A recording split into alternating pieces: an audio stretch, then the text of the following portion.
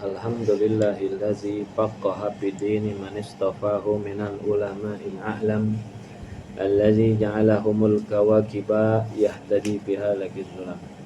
Ashhadu an la ilaha illallah wahdahu la syarika lah wa ashhadu anna sayyidana wan nabiyyana Muhammadan abduhu wa rasuluhu la nabiyya ba'dah. Allahumma salli wa sallim wa barik ala sayyidina Muhammadin wa ala alihi wa sahbihi ajma'in walhamdulillahi rabbil alamin. Fa inna asdaqal hadis kitabullahi ta'ala wa khairul hadi hadi sayyidina Muhammadin sallallahu alaihi wasallam wa syarrul umuri muhdatsatuha wa kullu muhdatsatin bid'ah wa kullu bid'atin dalalah wa kullu dalalatin finnar. Wa bis sanadil muttasil lil imamil muallif rahimallahu ta'ala wa namanna bihi wa bi barakati ulumihi fi darini amin. Allahumma iftah alaina futuhal arifina bi hikmatik wansur alaina rahmatak wa dzakirna ma nasina wa 'allimna ma jahilna ya dzal jalali wal ikram. Maka melanjuti bab tentang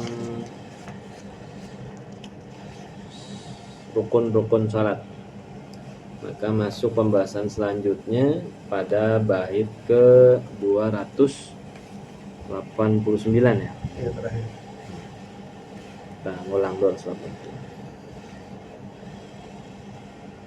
Wa kullu rak'atin ta'uzu yusar wa man imamihi bi amini jahad. Wa kullu rak'atin, dan setiap rakaatnya apa itu ta'awuz, disunahkan membaca ta'awuz yusar dengan suara yang lembut, artinya tidak dikeraskan, bersuara tapi tidak keras. Wa ma imamihi bi amini jahad, dan sunnah bersama imamnya membaca amin, nah, yang keras. Jadi setiap rakaat sebelum Fatihah, sebelum bismillah baca auzubillahi minasyaitonir, baru bismillahirrahmanirrahim. Mau sholat apa ya? Mau sholat subuh yang biasa bacanya keras, mau sholat zuhur yang biasanya sir, setiap rakaat itu tetap disunahkan sebelum membaca bismillah pada Fatihah maka ta'awuz dulu. Auzubillahi wa suratu wa jahru aw sirru usir wa 'inda ajnabiyyil untha tusir. Wa suratul wajah, dan disunahkan membaca satu surah. Wajahru, mengeraskan bacaan pada tempatnya. Au sirru, atau melirihkannya. Usir, yang dijelaskan di dalam hadis. Wa inda ajnabiyil untha tusir. Adapun wanita jika sholat di hadapan laki-laki asing, laki-laki ajnabi itu laki-laki yang bukan mahram, laki-laki ajnabi yang bukan suaminya dan bukan mahram, laki-laki asing yakni yang bukan mahramnya, maka hendaknya dilirihkan suara. Ada kalanya perempuan boleh suaranya dikerasin kalau dia sholat sendiri dan dirasa tidak ada orang selain mahramnya atau nah, kalau sholat tarawih itu ibu-ibu, nah, itu rata-rata nggak pakai speaker dia, ya sholat gitu di numpang di majelis taklim siapa, di rumah ibu-ibu siapa gitu yang halaman ya. Di sholat tarawih itu bareng seluruh ibu-ibu, biasanya mereka nggak pakai speaker.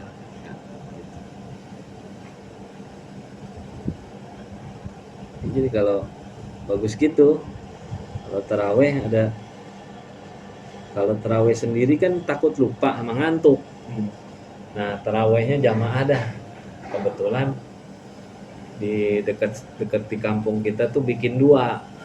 Kalau jamaah ibu-ibu tuh di rumahnya Po Ano, nah, rumahnya Ustazah Ano, di situ tuh ibu-ibu pada sholat tarawih. Kalau bapak-bapaknya kan di masjid kayak gitu. Wa kabbir lisairin tikali lakin nama tasmi'u li'atidali. Dan disunahkan membaca takbir di setiap perpindahan rukun. Namanya takbir intikal. Wa kabbiran lisairin tikal. Membaca takbir setiap perpindahan. Namanya takbir intikal. Perpindahan rukun. Mulai dari berdiri menuju ruku. Nah, itu ada Allah. Akan tetapi ketika i'tidal sunnahnya adalah mengucapkan tasmi', bukan takbir.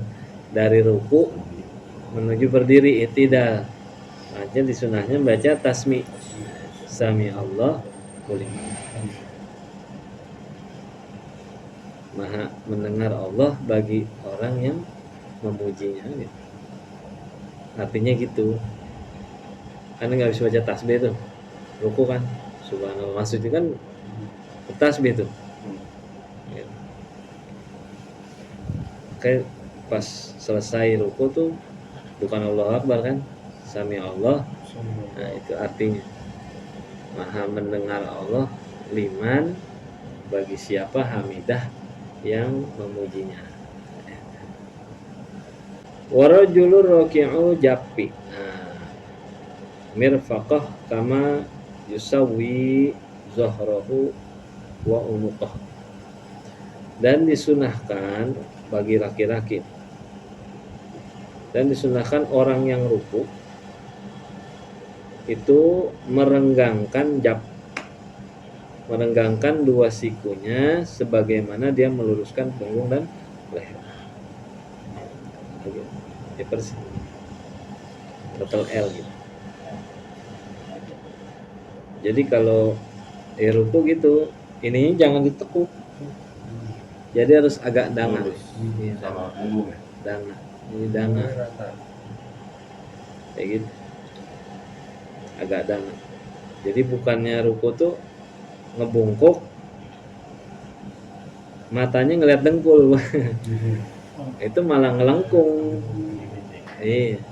Jadi mata tetap lurus ke arah sujud. Agak didorong dikit tuh, kayak orang sempoyongan ke depan gitu tuh. Dorong dikit. Wawad ulidaini ba'dar rukbah mansuratan madmumatan lil ka'bah. Wawad udan orang yang sujud disunahkan meletakkan kedua tangannya setelah meletakkan lututnya. Jadi pas turun tuh. Pas turun tuh dari i'tidal menuju sujud. Nah, itu sunnahnya yang diduluin lututnya, baru tangan. Dan orang yang hendak sujud disunahkan meletakkan kedua tangannya setelah meletakkan lututnya gitu.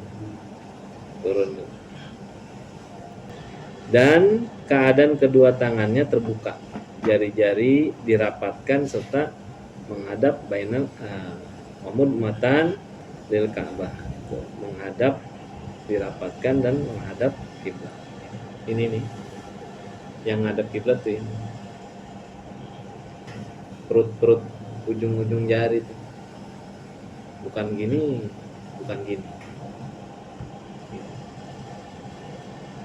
Yang lenggang tuh ini perut.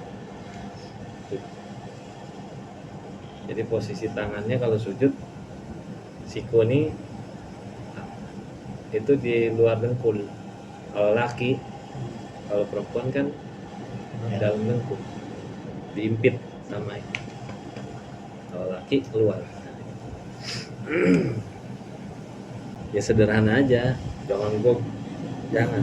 Ntar timbulnya ini enggak kiblat. Ini jari-jari. Warabul batni sajidin an fakhizaihi mufarriqan kasabari baina qadamihi. Warab ubat mengangkat perut, batni merapu mengerti, mengangkat perut dari kedua pahanya. Pas diangkat tuh, kalau sujud tuh ininya diangkat, tarik gitu, dari kedua paha, jangan dikendorin, jangan dipepet sama punuk. Harus diangkat sehingga ada kerenggangan. Jangan paha sama perut ditempelin, jangan.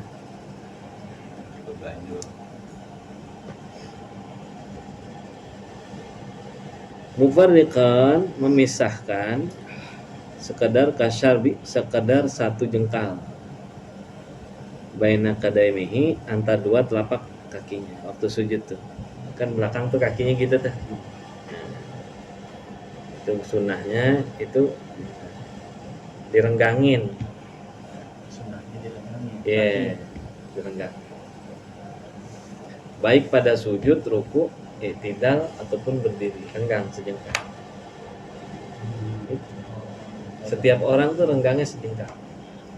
Yang bikin rata itu bahunya, bahu nempel sama ya bahu, udah ukurannya bahu.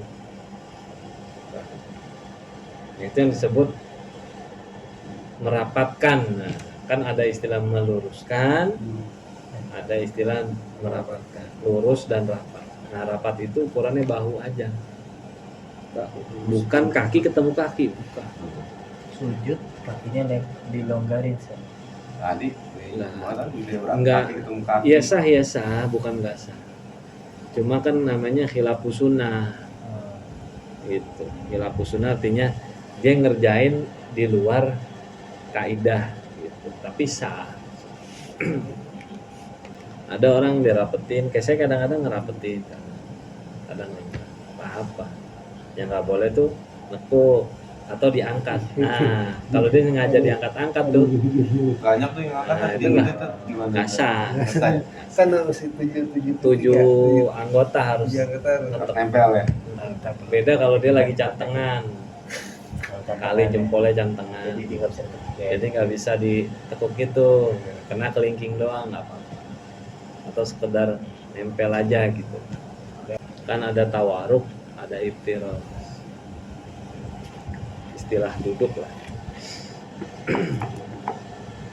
Yang nggak boleh, nah itu di kedua tumit kakinya, itu nggak boleh.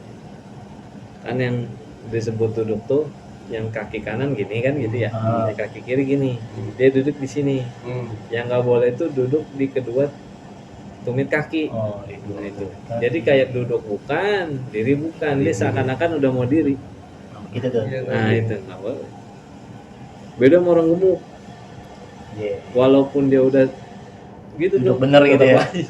Duduk bener. Iya, jadi Gini, udah Pak. gemuk, Iya. pendek orangnya, itu pasti jengkang dia, Iya. jengkang dia. Celananya lepis lagi, wow, jengkang. Begini nih karena Iya, saking pahanya. gemuknya. Begini. Itu beda, kasus beda. Kayak gitu. Wajal satur hati khafifanha fi kulli raqatin taqumu ana. Nah, dan disunahkan duduk istirahat. Nah, jalsatur rohah namanya, duduk istirahat. Dan ringankanlah khafafah. Nah, ringankan artinya jangan berlama-lama. Fi kulli raqatin taqumu ana. Dari setiap rakaat yang engkau ingin bangun daripada. Jadi setiap selesai sujud di rakaat pertama, itu sunnah jangan langsung berdiri.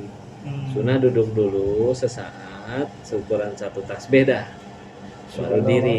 Ya seukuran, bukan baca tasbih, seukuran satu tasbih. Asal udah netep, baru diri.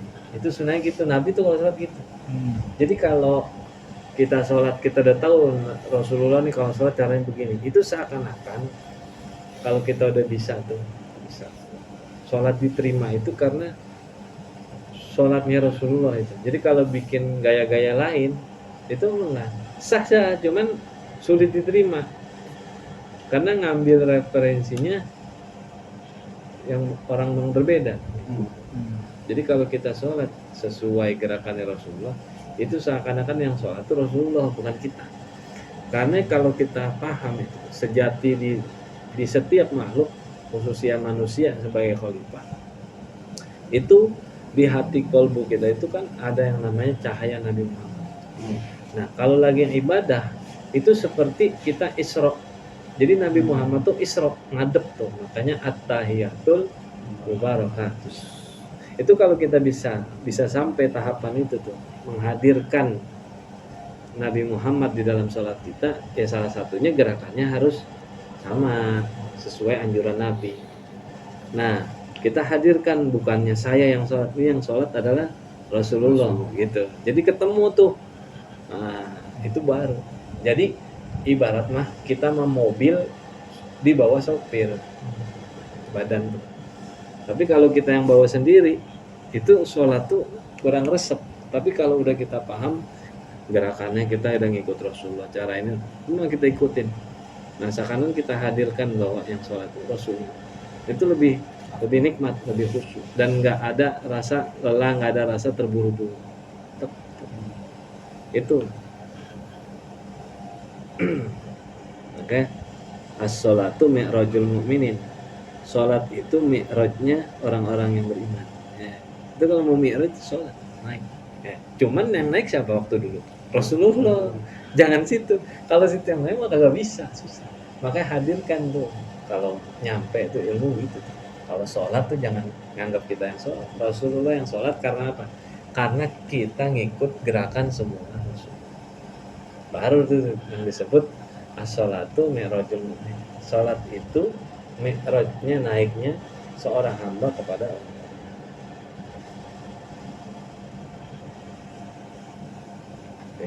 Jadi kalau sholat, begitu. Sholat waktu Isra, kita dapat kisah tentang Isra kan gitu ya. Sholat dulu 50 rakaat, turun ke Nabi Musa, dinasihatin sampai sisa kita apa? 5 waktu. Dulu 50 waktu kan. Cuman sekarang sama. Satu sholat kita tuh bobotnya 10 kali 5, 50. Jadi pahala ganjaran itu tidak dikurangi. Itu kasih sayang Allah kepada Nabi Muhammad dan umatnya. Pada saat minta diskon lah istilahnya gitu ya, dikasih, diringankan tanpa mengurangi pahala. Kan kalau kita enggak, ini beras sekilo harganya 15.000, itu cobaan aja saya beli cepat, kita timbangannya dikurangin. Kalau Allah enggak, takaran enggak dikurangin, pahalanya enggak, cuman jumlahnya yang dikorting. Kan luar biasa itu. Jadi bobot satu sholat kita tuh 10. Satu sholat tuh, satu waktu itu 10. Jadi kalau dikali 5 waktu 50 sama.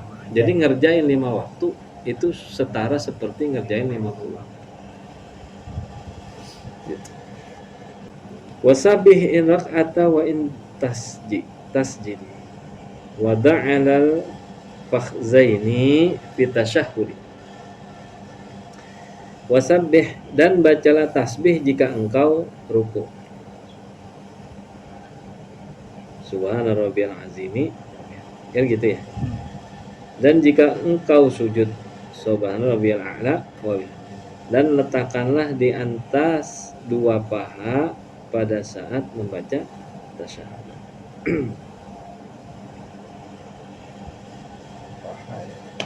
Tasyahud tangan. Apa yang diletakkan? Yadaika, kedua telapak tangan. Dan rapatkanlah jari-jari jemari dalam keadaan terbuka. Nggak boleh dikepel.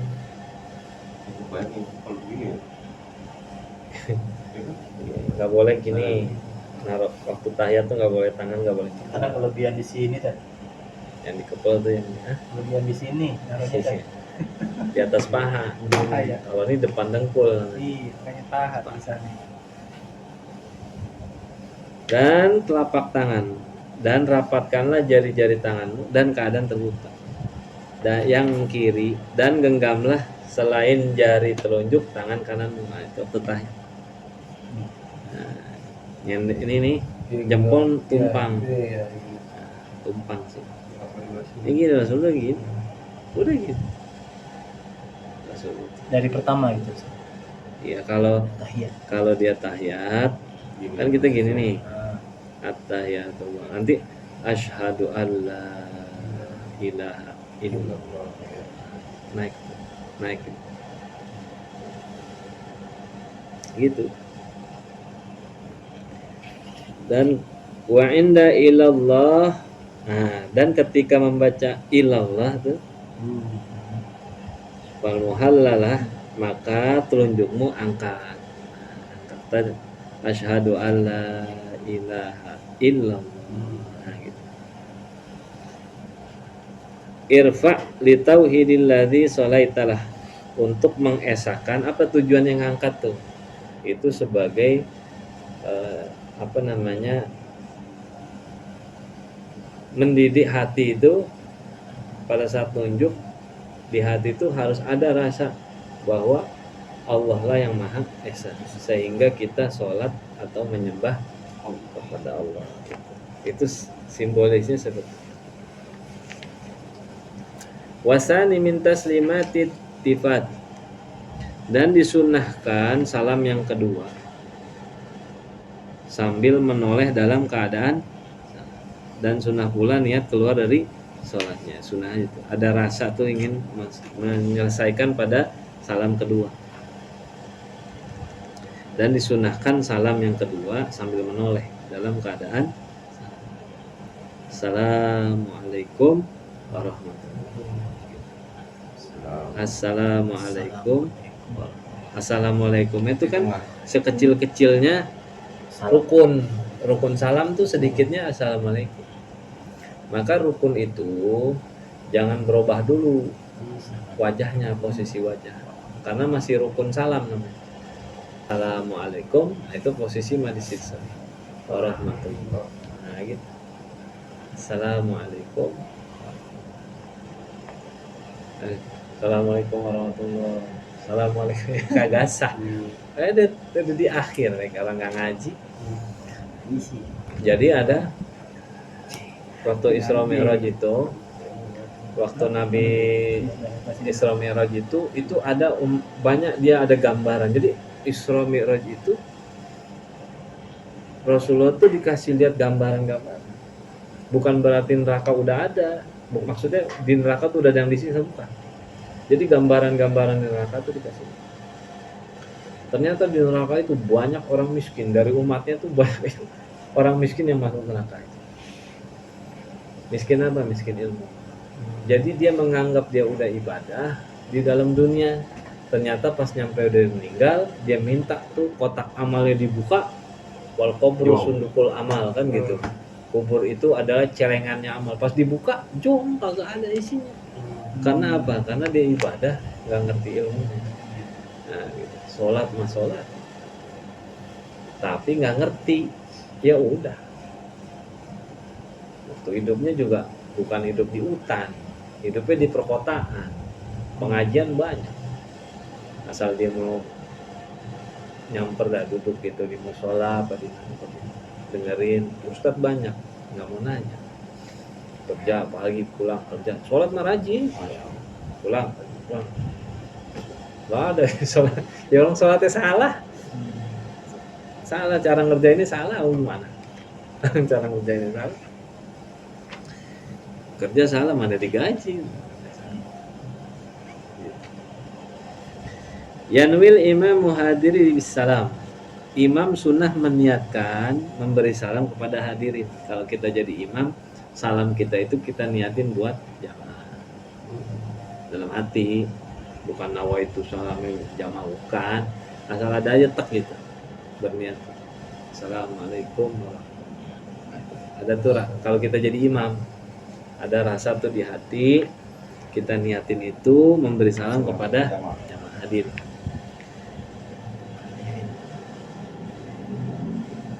Wahum nawau raddin ala hadzal imam, sedangkan mereka para makmum berniat menjawab salam si imam.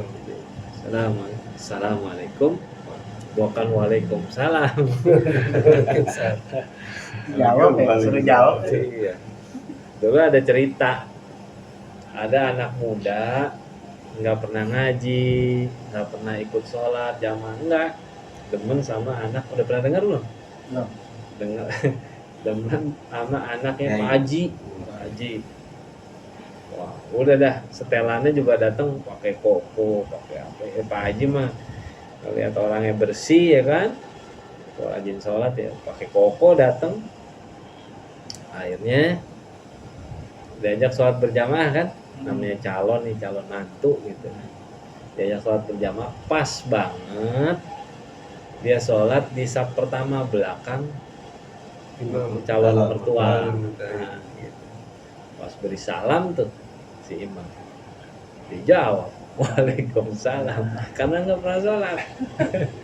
Assalamualaikum warahmatullahi Sholat lagi, wabarakatuh. tapi nggak apa-apa deh, sholat jamaah ini kan gitu ya, tinggal ngikutin doang kan gitu. Kan kata orang gitu, kalau sholat berjamaah gampang, tinggal ngikutin aja gitu. Pas salam jawab Waalaikumsalam. Nah, Oh iya teh. Keren juga tuh. seperti itu. Jadi yang penting, jadi momentum Isra Mi'raj itu memang sholat tuh ibarat tuh kita kalau Rasul ya buruknya dah alat kendaraan kita menuju ke Allah ya sholat, nggak bisa tanpa sholat. Ada orang seumpama eling gitu, puasa ini, puasa tirakat ini, tirakat itu gitu kan, untuk mengendalikan nafsu, menggali spiritual supaya dia mengenal Sang Maha Agung, Sang Maha Pencipta dengan cara tirakatan, puasa, berdoa, sholat kagak, ya nggak bisa. Setelah Nabi Muhammad ikrar menjadi seorang Nabi dan Rasul di usia 40 tahun, ya kan, lalu dia wajib Nabi menyiarkan tentang sholat, udah ketok palu, sholat itu udah wajib sampai sekarang. Gitu. Jadi nggak bisa kalau ada alasan nggak sholat tapi eling, nggak bisa.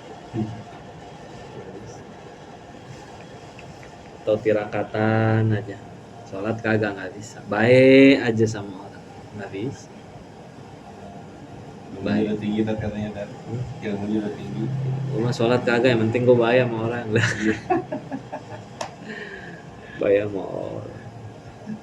Kan ada yang begitu ada. Banyak. Yang penting kalau gua bayar sama orang daripada lu sholat Jahat orang. jahat sama orang. Iya.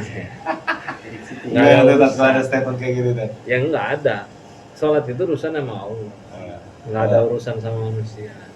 Kalau sampai ngaku hamba Allah, Islam, imannya mau diterima, ya sholat. Udah titik. Mau jadi orang jahat kayak habis sholat mau nyopet kayak habis sholat mau apa, terserah. Itu pilihan. Tapi sholat itu bukti bahwa situ hamba Allah dan mengaku Allah itu yang patut disembah. Itu aja ikrarnya itu. Setelah itu seandainya dia melakukan maksiat, itu hal yang berbeda. Sholatnya. Padahal sholat itu kan mencegah. Contoh gini, Benar kan? ada satu sekolah nih, ada sekolahan. Ada mata pelajaran itu kan, jam sekian IPA gitu ya. Hadir tuh kita di jam IPA. Kalau kita siswa sekolahan itu, di jam itu kita hadir Iya. untuk belajar IPA. Entah itu di waktu belajarnya nih, otak kemana tahu, Lain urusan ya. lain urusan, main kapal-kapalan. Iya. Tapi hadir di situ. Itu nanda bahwa kita siswa masuk ke dalam grup kelasnya itu. Ya kalau di luar itu nggak bisa. Gitu. Nggak ada jalan untuk orang membuktikan bahwa dia Islam, dia menyembah Allah, kecuali sholat. Nggak ada. Nggak haji nggak apa-apa. Nggak haji nggak apa-apa. Tapi kalau nggak sholat nggak bisa. Nggak sedekah juga nggak apa-apa.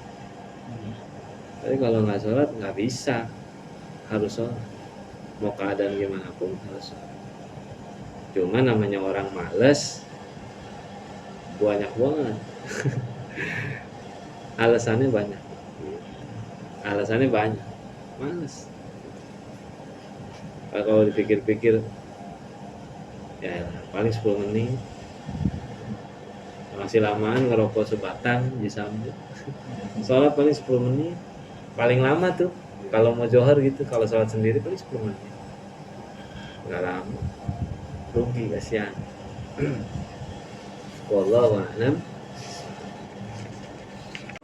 الفاتحة بالقبول وتمام كل سوء ومأمل وإن شأني ظاهرا وباطنا في الدين والدنيا الآخرة دافعة لكل شر جالبة لكل خير لنا ولأحبابنا ولوالدنا والمشايخنا مع اللطف والعافية وعلى النية أن الله ينور قلوبنا وقوالبنا مع التقوى والهدى والعفاف والموت على دين الإسلام والإيمان بلا محنة ولا امتحان بحق سيدنا عدنان وإلى حضرة النبي محمد صلى الله عليه وعلى آله وصحبه وسلم. الفاتحة.